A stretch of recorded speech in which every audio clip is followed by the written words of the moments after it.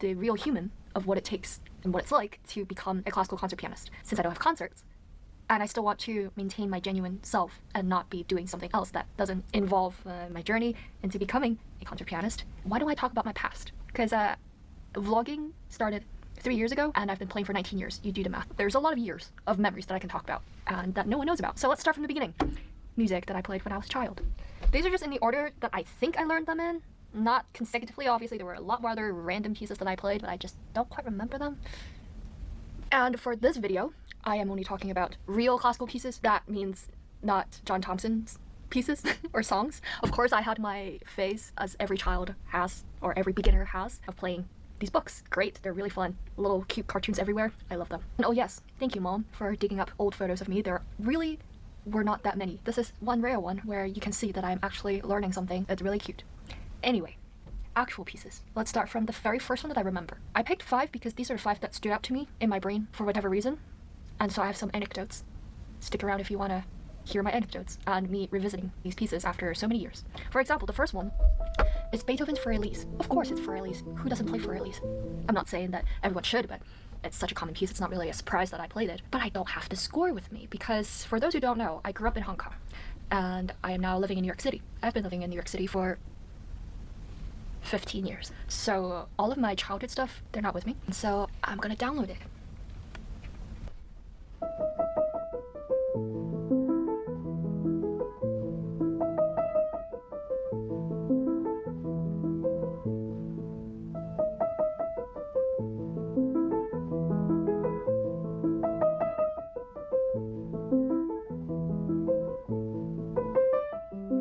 Whoops.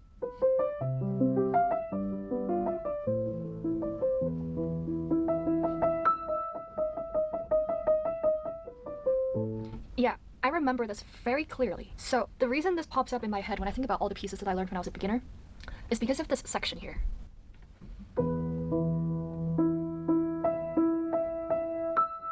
I thought this was the coolest thing ever. Why? It might be...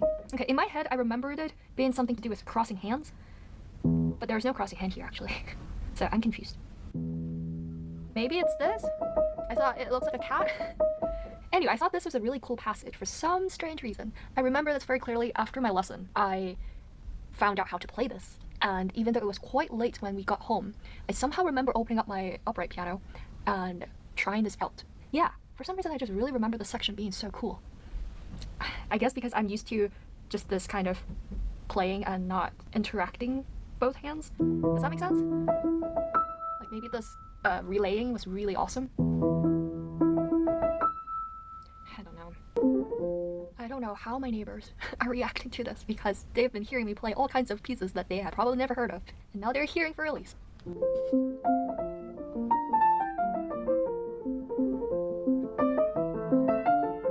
You might be wondering how I chose these pieces since I was 4.5 or 5.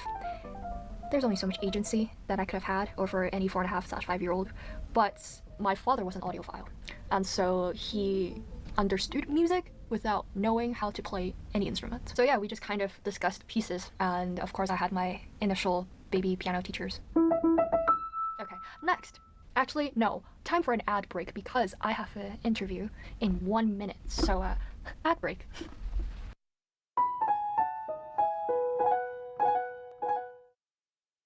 Interview done.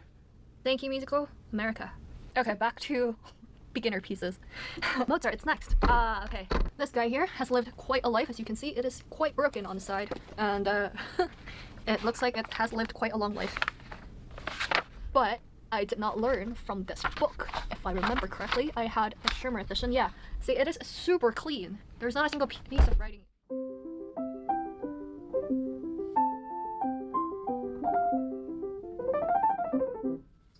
What's up with my trill?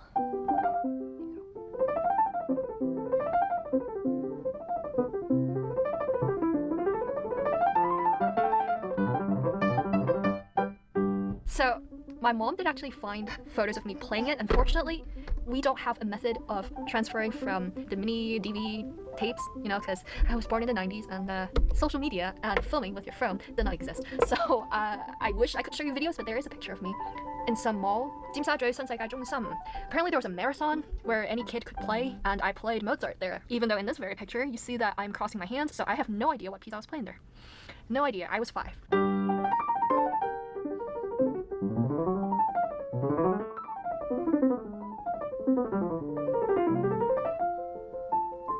I'm smiling because I remember I was very relieved to get into this section after all of that scales. But it doesn't last long. I remember this Andante movement.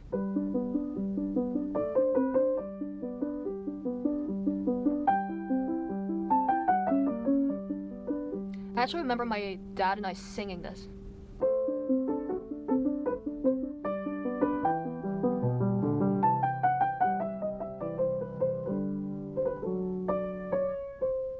I don't know how I learned this piece when I was a kid. I wish I could tell you. I don't really remember, but I do remember the next movement. There's a cute story about it.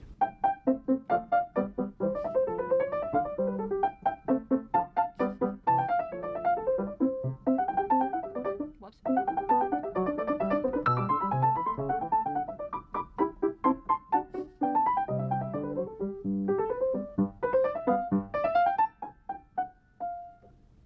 So the story is that at some point this piece got nicknamed by my mother as roast chicken wings, but in Cantonese it's siu gai ye. Why? I don't know. Were we on the way to barbecue and my mom was talking about this piece for some reason? I don't know. But my mom thought this sounded like siu gai ye, siu gai ye, siu gai ye, siu gai ye. Why? I don't know. I don't know, but now this has become the siu gai ye piece. I think it was just fun, and so sometimes I sang certain things with my parents, like roast chicken wings.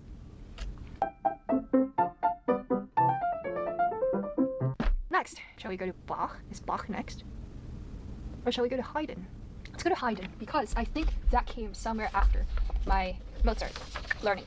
Ooh, not Clara Schumann today. So, is it in this score? I remember this piece as not being learned from this fairy book. It was a Xerox copy of my teacher's somewhere. I don't remember who. I had way too many teachers, I don't remember. So, haha, this piece. It's fun because of the beginning.